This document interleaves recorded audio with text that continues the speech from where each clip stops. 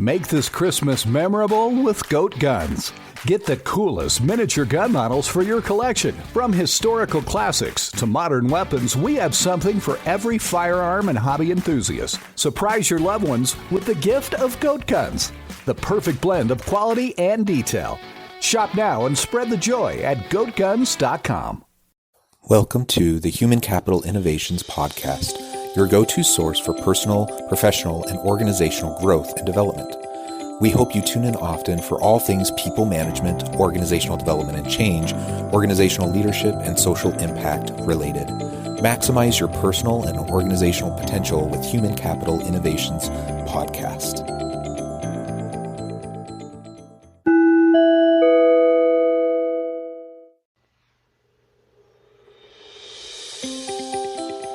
Welcome to the Human Capital Innovations Podcast. In this HCI podcast episode, I talk with Chris Grossman about how mobile collaboration technology can support digital transformation within frontline organizations.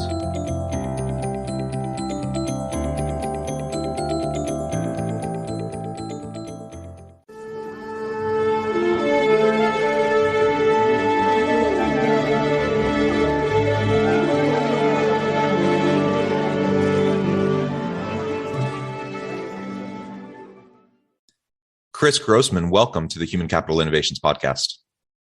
Thank you, John, for having me here. It's a pleasure. Yeah, I am super excited to have this conversation. You are bringing with you a very unique perspective with your unique background and professional experience. I think we'll have a nice dialogue around how mobile collaboration technology can support digital transformation within organizations. That's what your organization is all about. And I'll give you a chance to share about that here in just a moment. Before we get started, though, I wanted to share Chris's bio with everybody. Chris Grossman is CEO and co-founder of Beekeeper, a secure mobile-first operational communication platform for frontline teams. Beekeeper helps companies connect their distributed workforces to increase productivity and employee engagement. Prior to founding Beekeeper, Chris worked for Accenture on the high-profile international projects in the field of IT strategy for the financial and public sectors. Chris studied chemical engineering, got his PhD in electrical engineering, both at ETH Zurich. Before moving to beautiful Zurich, Chris was born and raised in an entrepreneurial Swiss-Mexican family in Mexico City. What a tremendous background. I love the international flair and flavor of all the experience you bring to the table. It's always a pleasure talking with people from around the world. And I have to admit, I'm jealous. I love Switzerland and I want to go back to Zurich. So wonderful, wonderful. Thanks for joining me. Mm-hmm. Anything else you would like to share with listeners by way of background or personal context before we dive on into the dialogue? Thank you so much for the super kind introduction, John. Maybe, on the one hand side, yes, it's a diverse background, and mostly my roots come also from the frontline worker space. So that has helped me shape a lot of the work that we've been doing at Beekeeper. Both of my grandparents worked at factories. One was a paint factory, the other one was a copper factory. So I had the chance to learn from early on how that worked. My father also worked in such a frontline based organization. So it's great to be here sharing those experiences. Thank you so much for having me here, John. Wonderful, wonderful. And perhaps as we get started, you can just provide a little bit more background to Beekeeper. What exactly is Beekeeper? What are you doing and trying to accomplish with organizations? I got into that a little bit in your bio, but elaborate on that for us and help us understand the mobile technologies that you're utilizing. Yes, for sure. So if there's one thing to know about Beekeeper is we are the frontline technology company. So we devote all our energy, our passion to these forgotten workers, the frontline workers. So all of those that are not sitting behind a desk like most of us do probably. And we believe that they have been a little bit forgotten from all of this digital transformation that most of us have actually lived through. They still very much work with pen and paper, with things that are just cumbersome all the way to difficult to actually work with. And as if their jobs were not already difficult enough, I think there's a lot of friction that one can help remove from their jobs, from their lives, with the right tools, with the right technology. So we're really passionate about them. We believe there's a lot of potential in every single one of them if we provide them with the right tools. And that is also the segue into believing that that is one of the possibly biggest competitive advantages that businesses can really build up nowadays to free up their frontline from all of that friction that there is around. Yeah, excellent. And I appreciate the focus on frontline. Frontline workers, that's really where the rubber meets the road, and where the magic happens within an organization in terms of the products and services being produced or interactions with customers to be able to deliver and provide the support for the products and services. And so we absolutely need to be paying attention to frontline workers. You're right. Oftentimes when we discuss issues around digital transformation, it's kind of seen as a more high level conversation for the C-suite, for middle managers on up, and not really for everyone else. And that really can't be the way we do it moving into the future if we want to stay competitive. Other organizations are going to eventually catch on, and they're going to be more effective, more efficient. They're going to, like you said, I read in your bio, you're going to engage your people more, those frontline employees more. They're going to feel more appreciated because they're not having to watch, their boss who sits in an office getting all these nice tools, and then they have to use a pen and notepad. So yeah, let's invest in them just like we try to invest in other areas of the business. And I think that can pay a lot of dividends. Totally true, John. Great. So let's dive on in and talk a little bit more about the role of technology in organizational transformations. And we can focus in on frontline workers in particular, but we can also extrapolate and talk a little bit more generally about organizations as well. Specifically, mobile collaborative technologies. Describe some of what you do at Beekeeper and some of what's out there that can help employees on the front lines to be more collaborative, to be more engaged, to be more connected with the organization, its mission, its purpose, all of those elements. Totally. So I think one really important thing when we talk about frontline workers is to understand really their whole context and the way they engage with companies nowadays. And I think there are a few learnings that we have had while building the company and building our product and platform. One of them is the principle of simplicity. I think anything that just adds more friction to what they do is more of a killer rather than anything else. So that's why, as opposed to, for example, how you and I probably have all our tools on our phone. I'm sure if you saw my phone, I have 15 different apps on there, and you log in with single sign-on here and there, and it's fine if we have 15, if not 20 apps on our phone and 30 different tabs open on our browser. That's all fine. It works, right? But that's just way too complex when it comes to the front line. So there's a lot of work that needs to be done in understanding how to really digitally enable them to do great work, to feel engaged, to deliver great products with great quality, right? And what we do at Beekeeper is we provide with what we call a single point of contact, a single point of entry for that frontline worker for everything they need in the organization.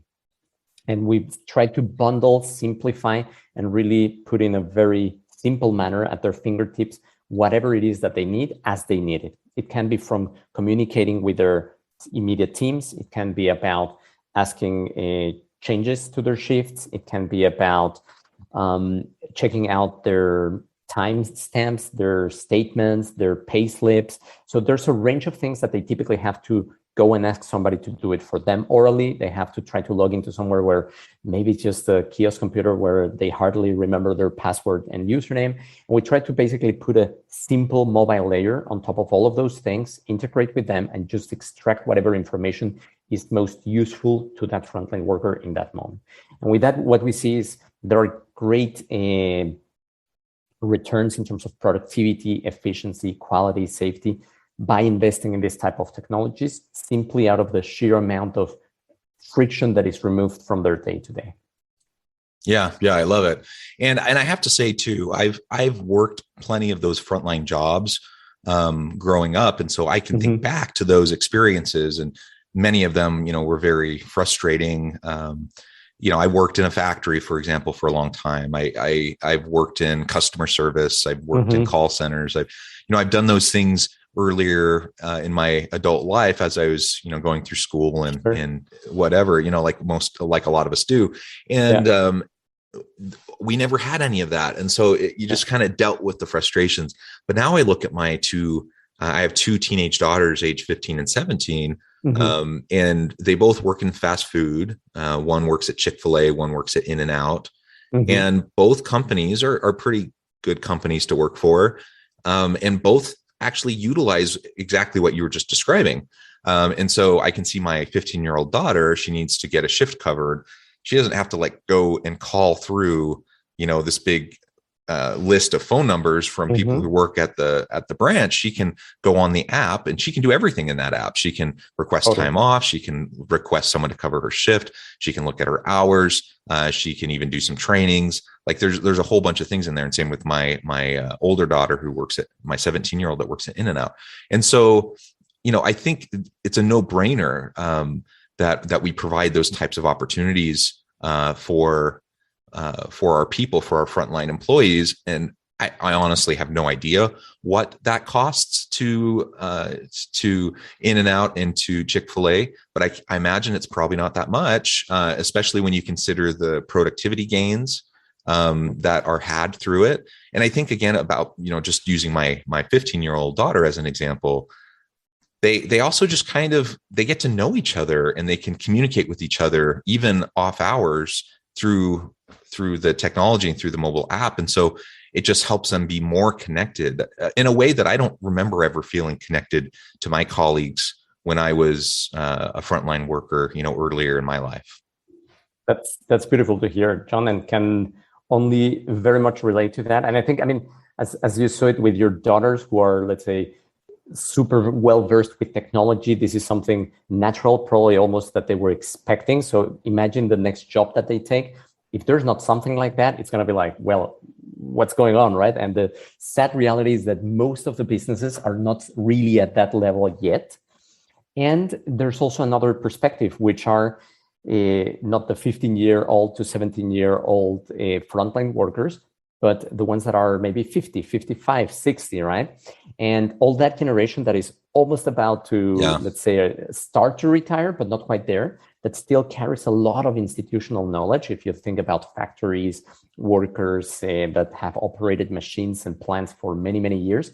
So there's a whole drain of know-how that will basically walk out the door the moment that they retire.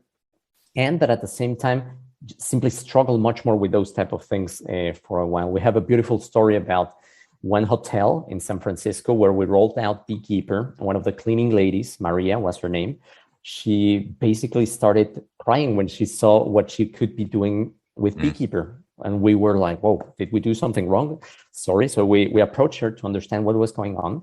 And she shared with us that so far she had been spending 1.5 hours every Sunday each way just to go and stand in front of the bulletin board and see when her shift was going to be for the next week so that she could plan that with the rest of the week, right? So it was 1.5 hours on the way there, 1.5 hours back, 3 hours of her Sunday completely gone just because she didn't have access to that information, right? And doing that from a mobile phone directly without having to travel that much also had a huge payback in terms of her personal life, the engagement she felt towards the company, and of course, how she ultimately performed there, right? So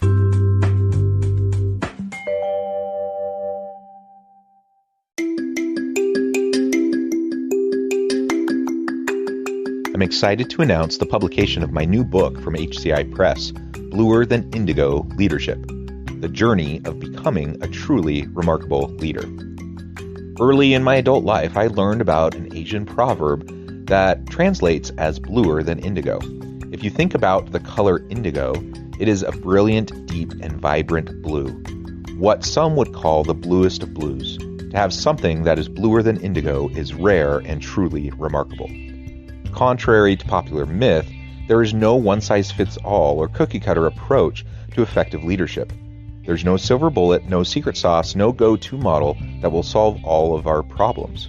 The truth is, great leaders have all had their unique strengths and flaws, and have all had to discover and then pave their own distinctive path in their life's journey to fulfill their leadership potential.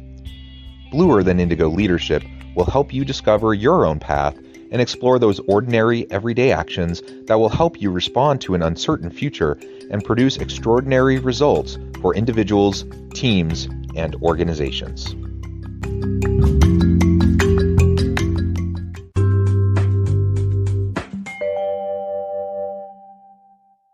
that engenders commitment, doesn't it, from your people, when all of a sudden you can give back to them 3 hours of their life, especially 3 hours on a Sunday when they're probably spending time with friends and family. That's tremendous, right? And so I think that is beautiful, and what a great testament to the power of these, to your point, simple technologies, like simple implementation. It doesn't need to be complex. We don't want it to be complex. It needs to be user-friendly. It needs to be accessible, especially to older generations that may not be quite as comfortable utilizing the technology as my teenage daughters are. Totally. Well, very good. So what do you see as some of the major obstacles, the barriers to this sort of digital transformation for frontline majority industries? Yes, it's super interesting because most of the barriers we see are, I would say, almost fear-driven a little bit, just because it's technology that has never been deployed to the hands of frontline workers. So that's also something super important to consider in this mix, that it's very understandable that organizations are somehow respectful, if not all the way point to almost fearful, of paralyzed, of saying, well, I've been dealing with unions, I've been dealing with work councils, labor laws are nothing other than probably quite complex. So do I really want to do this? Like, do I want to open up a Pandora box and so on? And what we find over and over is that work councils and unions are almost the first one to get on board on this, because they see it as you're finally sort of appreciating this second or unintentional second-class citizens that have happened because they don't have any sort of technology. So that's a positive one. It opens up the dialogue around that. The end users, the Maria that I shared with you, they love it as well. And many of the concerns of thoughts of, are they going to use it or they're not going to use it and so on, they basically vanish as you start rolling out these technologies, right? So there's a lot of, I would say, of internal barriers to these type of changes. Understandably, it's a change, and as any change, it needs to have some sort of guidance and coaching. But I think we see it over and over with our customers. Having the right arguments and the right data along that way can tremendously help, right? Yeah, I think that's right. That's wonderful. And what have you seen during the pandemic? So, we're trying to enable, provide these digital technologies to create digitally enabled workforces. During the pandemic, it's been vital. We've had frontline workers that have gone back to work in person. But we have a lot of people that have gone remote. We have a lot of distributed workforce. What have you seen in terms of enabling and these workforces adapting through the pandemic? We've seen incredible things, to be honest. We work with the largest, for example, food manufacturing companies. So all our customers together produce roughly 40% of all the meat in the US. So we have had the chance to actually see a lot of how the pandemic played out in customers, in plants that had already Beekeeper versus the ones that didn't. And one of the big changes we've seen is just being able to continue to operate your plant and your business thanks to technologies, right? Many of them had to even shut their plants when they were having outbreaks of the pandemic. They were paralyzed by the amount of work that it takes to actually give the notices, the health updates. You have to basically print it, translate it into so many different languages, make sure they get it. Sometimes they're not even on the site. So do you send it by snail mail? Do you give them a call? It's things that consume so much energy, so much time from organizations that you wouldn't even believe, right? And in contrast to that, the ones that either adopted it or had already such a system in place, they navigated the whole thing so smoothly, in the sense that by the click of a button and within 30 seconds, they were doing things that other took hours to actually get done, right? So you can imagine the amount of agility, the amount of time that you save with that. Yeah, excellent. So let's think more about the ROI of all of this. I'm sitting here thinking about it and I think, wow, this seems like a no-brainer. Yet many organizations, as you said, aren't doing this currently. They're not in the mode of trying to accomplish this sort of digital transformation for frontline workers. What do you see as the ROI, and how can those technologies ultimately impact the bottom line? Yeah, so what we see across the board is you can quite easily, digging deep enough into the business processes and so on, find ROIs of 10 to 1. For which $1 that you invest, you get 10 in return. And actually, the example of Maria is a very good one, where it's one of the extremes that she was like almost wasting 3 hours every Sunday just to go back and forth. We have found and learned from research that frontline workers on average spend 3 hours every week just looking for information. And that is just looking for information. I don't understand. I need to go and ask. I need to look it up. I need to read a manual, look up the paperwork. And those 3 hours, if you sum it up for a population of 1,000 employees, you're very quickly talking about $8 million every single year that just get wasted because of those small things.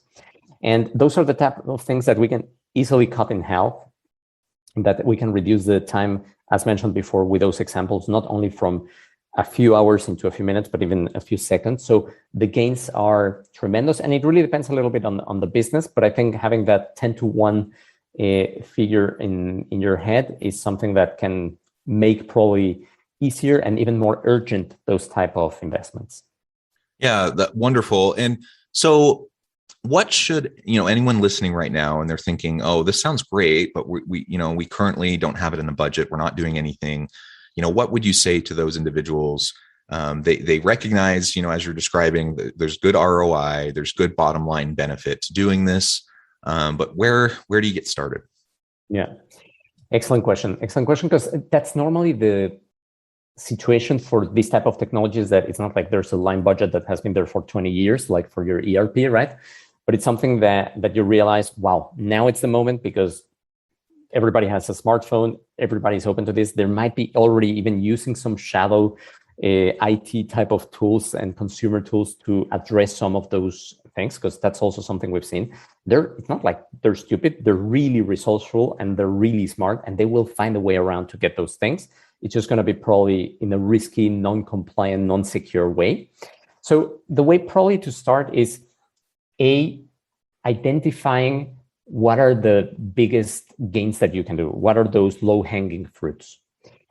Second, for example, Beekeeper, we do have free trials. We do have a chance for people to actually test it, check it out, even start using it. And I think with these type of transformational technologies, there's nothing like showing a small case where there was an impact. It doesn't have to be big. It doesn't have to be the whole company, but something that makes it graspable for the rest of the organization. I think those are the most valuable ways of catalyzing change in these situations. So with that, one can raise awareness, one can bring the right people around the table, one can really start thinking about things, but it's sometimes hard to imagine how the world would be if you have never seen it, right? It's probably before we all had mobile phones or before we all had laptops, we never thought we would need something like that. But once you have it, it's like, well, how am I going to do without this if I don't have my smartphone with me the whole time, right? Yeah, absolutely.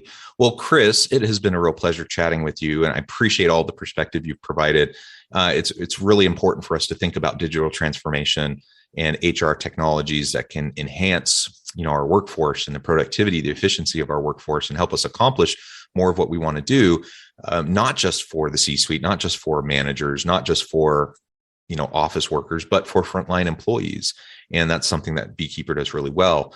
So thank you for sharing more about that. Before we finish off today, I just wanted to give you a chance to share with listeners how they can get connected with you, find out more about you, your organization, Beekeeper, and then give us the final word on the topic for today. Yes, for sure. Also, thank you very much for the invitation, John. It's been a great conversation. Thanks for the invitation. From our side, I will conclude with 2 invitations. One of them is, if you want to learn more about the topic of the frontline workers, we have recently released our book. It's called The Rise of the Frontline Worker, where we basically summarize the last 10 years of our work at Beekeeper, really focusing on the frontline, what is needed to get this type of changes going, what are the biggest barriers, how do you navigate them? So it's not a sales book and a pitch about Beekeeper. It's really something that hopefully will add business value to you and to navigating these type of topics. And the second one is, as I mentioned, getting started can be somehow daunting and difficult. We're here to support, and you can check out our website or our free trial at www.beekeeper.io. With that, I also thank you, John, for this, and it was a real pleasure chatting with you today. Thank you, Chris. It has been a pleasure. I encourage listeners to reach out, get connected, find out more about what Chris and his team can do for you. And as always, I hope everyone can stay healthy and safe, that you can find meaning and purpose at work each and every day. And I hope you all have a great week.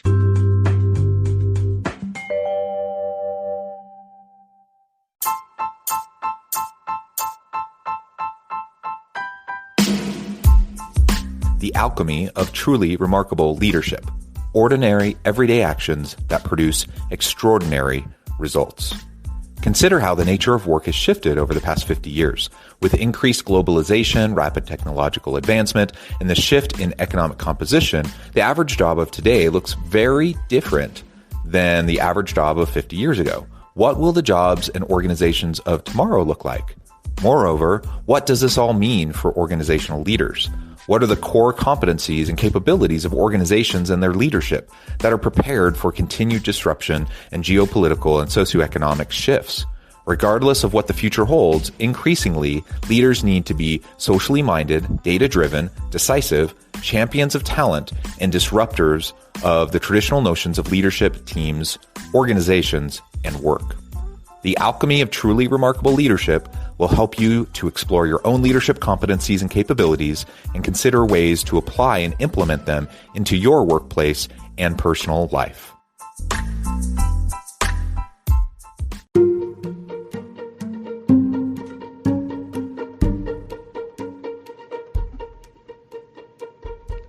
Check out Human Capital Innovations magazine, Human Capital Leadership. Human Capital Leadership is a free, interactive e-magazine with the mission to help individuals, leaders, and organizations find innovative approaches to maximize their human capital potential.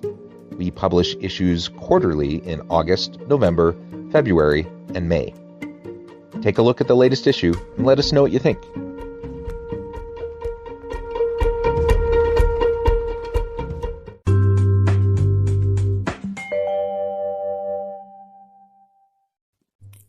Thanks again for joining us for this episode of the Human Capital Innovations Podcast.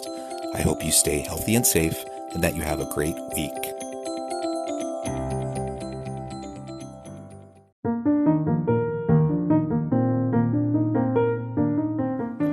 Check out our new weekly LinkedIn newsletter, Alchemizing Human Capital, exploring industry trends via original research and interviews with executives and thought leaders from across the globe. We look forward to having you join us.